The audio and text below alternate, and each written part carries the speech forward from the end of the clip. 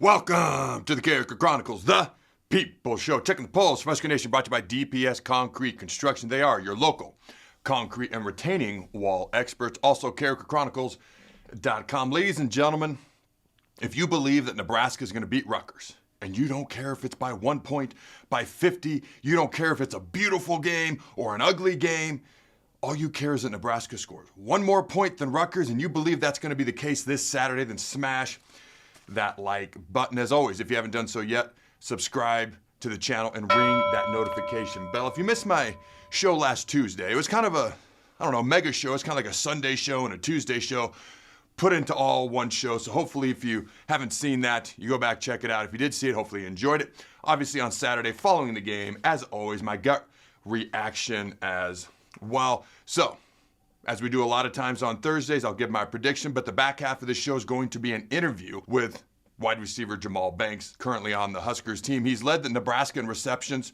on the season so far. He's been their leading receiver the past 2 games as an overall whole as well. So stay tuned for the back half of this show to hear my interview with Nebraska wide receiver Jahmal Banks. Now, here's a couple of thoughts heading into this Nebraska versus the team from Piscataway, Rutgers Scarlet Knights game. Number one, Saturday's game is the only scheduled game in the entire college football season this year between 2 former NFL coaches. As we know, Matt Rule from the Carolina Panthers, there for a couple of seasons. Greg Schiano was with the New York Giants for 3 years. So I just kind of thought that was interesting. All right, 24. Nebraska has scored 24 points in each of its 5 games. It marks the first time Nebraska scored at least 24 points in its first 5 games since 2016, when Nebraska scored at least 24 points in its first 7 games. It marks Nebraska's first 5-game streak with at least 24 points at any point since a 5-game span between the 2018 and 2019 seasons. Now, a little bit more about the Scarlet Knights. All right, Rutgers from Piscataway. Still fun to say. The Scarlet Knights enter this week's game averaging 35 points a game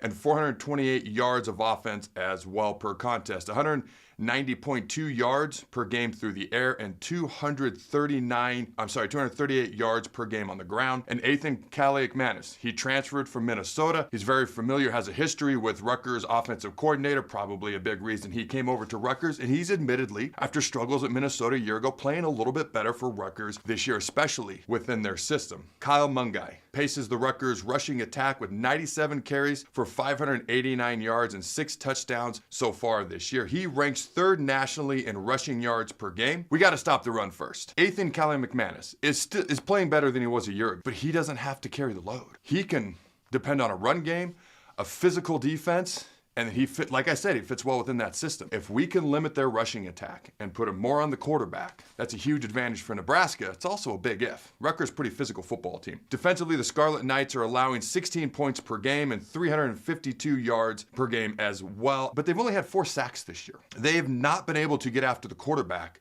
consistently at all this year. Okay, if you're a Rutgers fan, that'd be a little bit concerning. When it comes to rush offense, Rutgers is 3rd in the Big Ten, 12th nationally. Nebraska is 12th in the Big Ten, 87th nationally. Rush defense, Rutgers is 17th in the Big Ten, which actually surprised me. They weren't better. Okay, so hopefully Nebraska can get the ground game going a little bit. They're 98th in the country stopping the run. Nebraska is 7th in the Big Ten, all right, and 15th nationally, giving up 85 rush yards per game. 3rd downs might be a future key to this game that I'm going to give here in a few minutes. All right, 3rd down offense. Rutgers is 3rd in the Big Ten, 17th in the country. It's staying on the field on 3rd downs, converting 51% of the time. Nebraska is 8th in the Big Ten, 41st in the country, and they convert 45% of the time.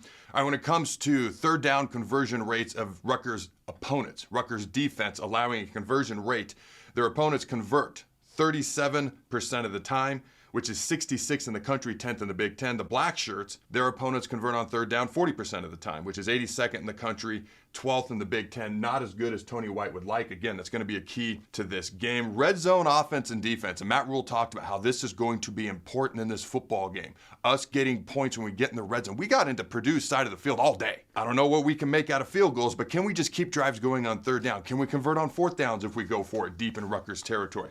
Red zone's going to be huge. Rutgers, when it comes to red zone offense, is 12th in the Big Ten, 100th in the country, but their defense is 1st in the Big Ten, 2nd in the country when it comes to red zone defense. Nebraska's offense here is 13th in the Big Ten. Got to do better. Our defense is 7th in the Big Ten, 25th in the country, and our offense is 104th in the country when it comes to getting inside the red zone, putting points on the board. Again, field goals. I don't know what to make of this. We'll see how that unfolds. All right, penalties. There's so many potential keys to this game. Penalties. Rutgers ain't going to beat themselves. All right, they're second in the Big Ten when it comes to penalties per game. When it comes to yards per game, they're third. They're fifth in the country when it comes to penalties per game, seventh in the country when it comes to yards per game. All right, Nebraska is 106th nationally when it comes to amount of penalties, 107th nationally when it comes to yards per game, 15th and 13th in the Big Ten, respectively. And here's the deal. Rutgers is number one in the Big Ten when it comes to turnovers lost. They don't turn the ball over very much. Here's some other things you might find interesting heading into this contest on Saturday. Nebraska has 16 sacks on the year, which ties them for 8th in the country. That's pretty good. 11 of those sacks have come against Colorado and Purdue. Okay, so hopefully we can have a bunch game again this weekend against Rutgers. The third down conversion rate from last game, kind of coming back to that, Nebraska was 1 for 8. Now, we were 8 for 15 the week before against Illinois.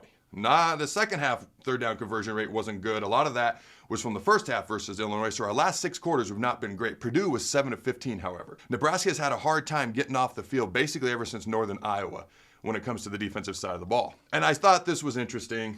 When it comes to penalties, I saw this on Twitter. Through 5 games, Nebraska has been penalized 40 times for 367 yards, which ranks 117th in the NCAA and FBS. But here's what I thought was interesting. 6 Big Ten teams ranked 99th or worse in the country when it comes to penalties. Something's got to be done about these Big Ten refs. It's a conference problem, not even a Nebraska problem at this point. Matt Rule talked about, first of all, I went to the depth chart. We have a 4-way tie at running back again. To start the year, we had a 4-way tie. And then it was Dante Dowdell, Ramir Johnson, co-number 1 and 2, and Emmett and Gabe, co-3 and 4. Now we're back to a 4-way tie, and Matt Rule talked about how he wants to get Emmett Johnson involved more.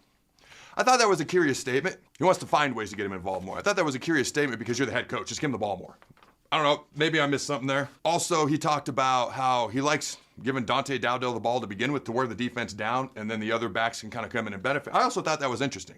It's normally the third and fourth quarter of a game when a big back wears people down, not necessarily right off the bat. Again, maybe I'm missing something, just my interesting takes off a couple of Matt Rule quotes from press conferences earlier this week. A couple final thoughts before I give my 3 keys. There's more than 3 keys to this game, if I'm being honest with you. You got penalties, you got red zone, offense and defense, you got being physical, you got playing 4 full quarters, but I narrowed it down to 3 because I didn't want there to be 50. A couple of final thoughts before I give those keys. I looked back at the Washington games specifically. Washington put up 521 total yards of offense. This is a team that lost 20 of 22 starters from a team that made the national championship game a year ago. They lost their head coach, they lost their quarterback. Of course, they got a pretty good one that transferred in from Mississippi State. They lost their athletic director, thank you very much. They outgained Rutgers by 222 yards in that game. And Rutgers still controlled the game. Like, if you watch the game, it felt like Rutgers was in control.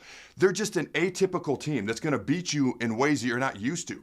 But it is possible to put up points and yards on Rutgers as well. Now, Washington only lost by 3 points. But here's a couple of other interesting things. Washington was 1 of 4 on field goals. Washington also blocked a Rutgers field goal. Penalty. Rutgers gets the ball back and they end up scoring later on that drive. Those were some big momentum swingers right there. 1 of 4 on field goals, blocking the Rutgers field goal. The penalty gives Rutgers the ball back and Rutgers ends up scoring. Rutgers only won by 3 in this game. Again, you can pass the ball on Rutgers. Washington threw the ball for 314 yards and averaged 7.9 yards per play as well. Again, third downs. Washington was 2 of 12 versus Rutgers. Rutgers was 7 of 15. Getting off the field on defense, staying on the field on offense, definitely made one of my 3 keys of the game. I was surprised to find that Nebraska was a 7-point favorite in this game. I genuinely was. Were you surprised by that? I guess a bonus question right there. My keys to the game. My first key to the game is going to shock you. Third downs. Staying on the field. We had 6 drives that went into Purdue's territory to start the game last Saturday and was 0-0 at halftime. Staying on the field, converting on third downs, converting inside the red zone, putting points actually on the board offensively and defensively, getting off the field. For the love of all that's holy. We have a really good defense, but when you can't get off the field, it skews how people view things. Number 2, physicality.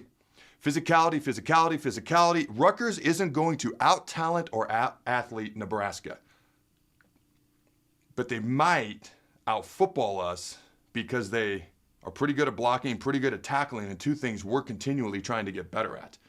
We've got to contain their run game, and we've got to have an improved run game over what we've had the past 6 quarters of football, really the past 8 quarters, all right, of football as well. And again, Rutgers really controlled that game versus Washington despite being outgained by 222 yards last weekend. They're well coached, they won't beat themselves, and we have to match their physicality.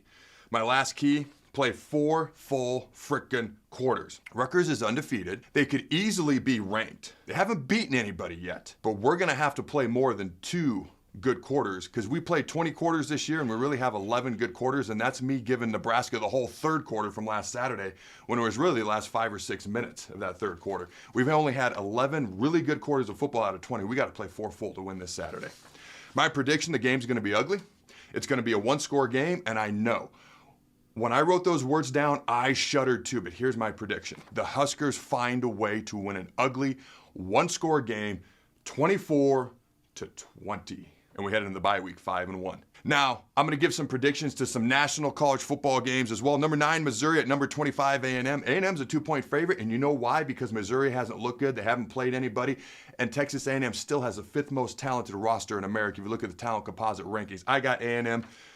I was going to say upset, but it's number 9 versus 25, but 25's favored over number 9, so I got A&M in the non-upset.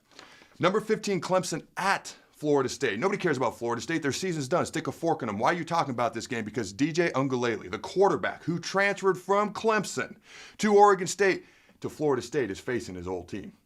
The team that recruited him as a 5-star out of high school. Now, Clemson's going to win this football game because Florida State is just god-awful. But I just wanted to talk about this game because he's facing his old team. Little WWE drama there for you. Next up, number 10, Michigan at Washington. This is a rematch of the national championship game up in Seattle. Those fans are going to be going crazy. Puget Sound's going to be beautiful if it's not raining, but Michigan's going to win the football game. Again, not a lot of great football games this weekend, unfortunately, in college football. Probably the weakest Saturday so far this year, but October 12th is loaded, ladies and gentlemen. College game days going to be at Miami at Cal, because for some reason they're in the same conference. Number 8, Miami at Cal, and Cal did go into Auburn and upset Auburn, who's admittedly not great, but upset Auburn earlier this year. Miami's a 12.5-point favorite. I got the Hurricanes winning, even though they maybe shouldn't have beat Va Tech, except for a generous call by the refs. All right, ladies and gentlemen, as always, I want to give a shout out to our sponsors, and then we're going to go to Jahmal Banks in that interview. Shout out to DPS Concrete Construction. They are your local concrete experts. Check them out at dpsconstruction.net. If you need this type of work done, if you're in the Omaha metro area, if you're in Lincoln, if you're in Nebraska, go to dpsconstruction.net. If this is your area and or line of work, there is no better boss. Go to dpsconstruction.net, find a great job, work for a great individual in Jason Armstrong. Also, Allen Capital Group. They have offices in Ogallala, Omaha, and Grand Island. They do. They take care of my family's finances. It helps put my mind at ease. It helps put my worries at ease, knowing that my family's finances are not only in the hands of really incredibly smart, intelligent people, but trustworthy people as well. Allen Capital Group, check them out at allencapgroup.com. That's ALLENCAP group.com. Allen Capital Group, next level solutions for next level needs. Now, let's head to that interview. And we're back, ladies and gentlemen, and I'm now joined by Nebraska's leading receiver receptions wise, and also Nebraska's overall leading receiver the past 2 consecutive games, Mr. Jahmal Banks. How you doing, my friend? I'm doing well. Thanks for having me. Yeah, man, I appreciate you joining me. And right off the top, I just want to ask you, how do you feel like Nebraska's offense has performed so far this year? Obviously, there's things that are at offensive strength, things you feel like you can get better at, but how do you feel they've performed overall as a whole? Yeah, as a whole, I think we've attacked defenses, in a multitude of ways. In the run game, pass game, screens, with speed, outside the tackles, down the field. And so it's really opened up our playbook and, allowed, our players to show their skills and just, be players. So you've been playing really well all year. Feels like the past couple of games you're kind of coming into your own a little bit. Are you getting a little bit more comfortable in this offense, being here at Nebraska? What would you say has kind of been the biggest difference the past couple of games specifically? Yeah, I'm adjusting well. I think the post-style offense really helps. Just the route concepts and everything, molds together. Everything, makes sense. And so, when you understand the game, the playbook, and how to attack defenses, you just play faster and just play to your strengths and just play football. What's it like playing with a guy like Dylan Raiola, who's coming in here highly touted, highly thought of, very physically gifted, true freshman, teenager? He starts right out the gate, and he's been playing well all year long. What's it like playing with a guy like him? It's amazing. I just love, my favorite part is just behind the scenes, forget all the plays that's made on Saturdays, but just how he carries himself, how he attacks recovery, film. Just like he takes care of his his body and his mind at an extremely high level, and then he's an amazing person to be around. He just inspires me to work harder and to be a better person. And so it's been great to play alongside him and just to be around the building. So he seems like he's definitely one of the leaders on the team. What are some of the things about him that attract teammates to him and make them want to follow him, and that makes him one of the leaders on the team? Man, like just his work ethic. He works extremely hard. He's a natural born leader.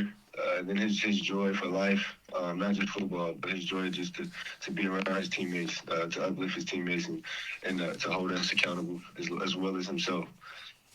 All right, man, I got a little question for you. Are you ready? Yeah, what's up? All right, who's the fastest wide receiver on the team? All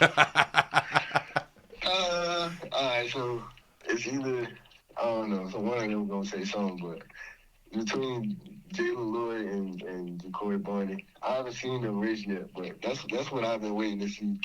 So that's definitely a hot topic in the room. But I'd slide Zay in there too. I ain't gonna lie, like I'd slide Isaiah in there in that conversation.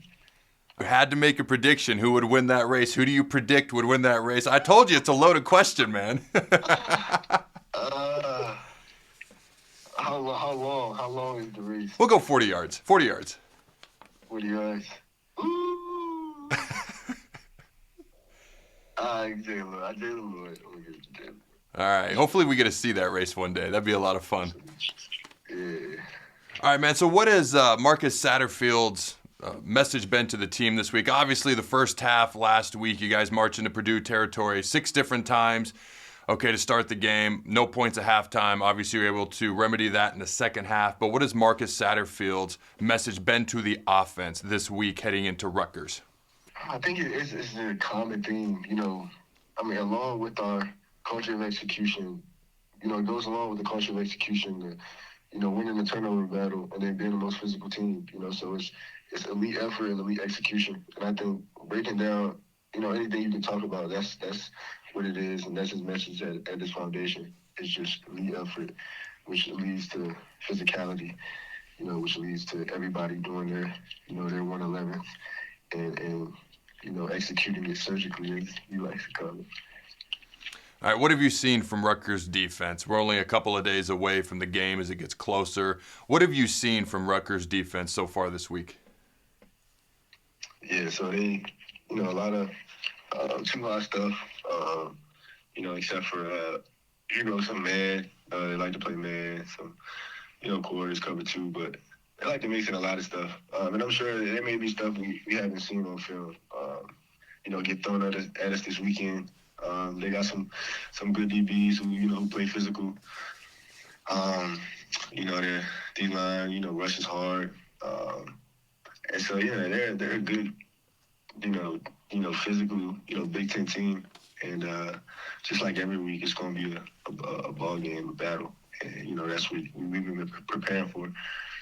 What's the vibe on the team after Purdue? Now you're getting ready for Rutgers. What's the vibe on the team as you get ready to play the Rutgers Scarlet Knights? Just have fun. Play with joy. That's what, coaches was explaining. Just don't forget to have fun. And so, practice, I think it's the same. Like, compete. Be physical, and then have fun. So, it's joy. That's the vibe, man. Joy. Go ball, go win. Go 1-0. So I personally predicted you guys to win in a close game. I even said it might be a little bit ugly because that's kind of how Rutgers plays, but a close one-score game.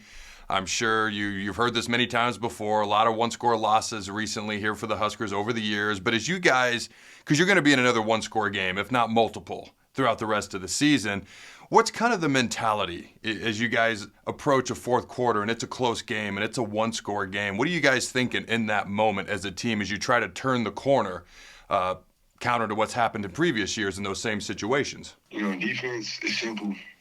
They don't score in the fourth quarter. And then on offense, just win the game. Punish them.